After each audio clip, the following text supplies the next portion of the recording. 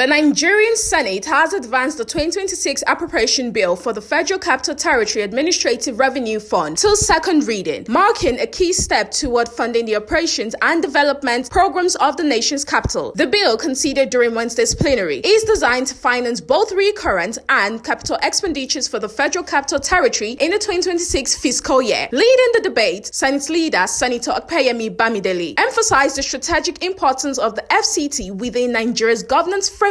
He noted that the territory occupies a unique place in the country's constitutional and administrative structure as the seat of government and a symbol of national unity. Presenting details of the proposed spending plan, Bamidele explained that the bill authorizes the withdrawal of 2.201 trillion naira from the FCT statutory revenue fund to support key government operations and infrastructure development across the territory. Mr. President, distinguished colleagues, the bill is carefully structured to ensure transparency, accountability, and prudent fiscal management.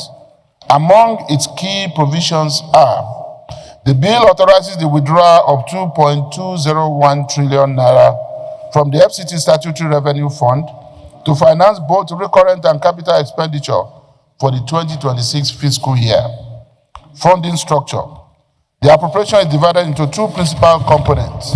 Part A, recurrent non-debt expenditure, which caters for the operational expenses necessary for the day-to-day administration of the territory, including personnel costs, overheads, and essential government services. Part B, capital expenditure, which is targeted at infrastructure development, expansion of public utilities, transportation networks, health facilities, educational institutions, and other critical projects aimed at improving the quality of life of residents. During contributions, several senators commended the structure of the proposed budget, particularly its strong focus on infrastructure development and projects aimed at improving the quality of life for residents of the Federal Capital Territory. However, Senator Tokunbo Abiru called for greater clarity on the revenue framework, supporting the budget, urging the government to provide a detailed breakdown of the projected sources of funding. So, in total, I agree completely, but there is one observation that I would like to bring out of this budget that has been submitted. As much as we have all of the detailed breakdown of the expense of the expenditure, and I think that this was what happened the last time when we considered the 2025 as well, which is repeating itself, is the fact that this budget doesn't have a breakdown of the sources of revenue that will fund this particular budget. Mr. President, my distinguished colleagues, I think it is important that we also get a breakdown. I have the Gazette, and I've looked at the Gazette very carefully. The sources of the revenue is also very important, so that we can also understand where those sources of revenues are coming from and the other financing support. But the beauty out of it, and why I'm attracted to the bill, is that out of this 2.2 trillion, out of this 2.2 trillion, 1.6 trillion is going to be spent for capital development.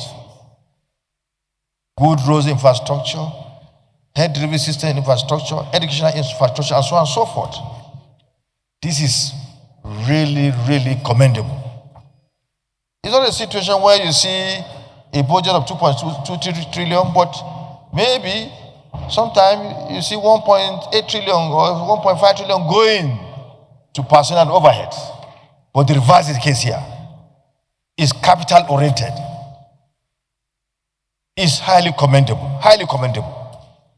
165 billion for personnel, 378 billion for overhead, leaving large sum of money. Following deliberation, Senate President Godswill Akpabio referred the bill to the Senate Committee on the Federal Capital Territory Administration and FCT Area Councils for further legislative scrutiny. The committee has been given 1 week to review the proposal and report back to the chamber. And also join the Deputy Senate President and other senators to commend the Minister of the Federal Capital Territory for making the country proud with infrastructural development.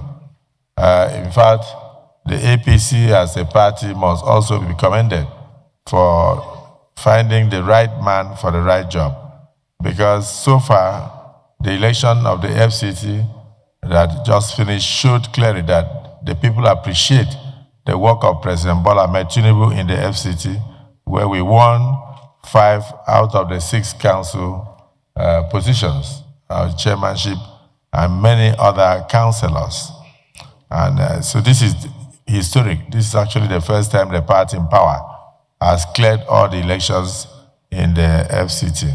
And if you go through the FCT, and particularly the area councils, you'll be amazed at the level of development. In the past, it was always within the capital city, but now development has been taken to the nooks and crannies of the various area councils in the FCT. So for this, we commend the Honourable Minister, Nyesom Wike, for doing a good job. Akpabio also commended the Minister of the Federal Capital Territory, noting that the administration's development initiatives have continued to transform the capital city and project Nigeria positively both locally and internationally. The committee's report is expected to guide the Senate's next steps in the legislative process for the FCT's 2026 spending plan.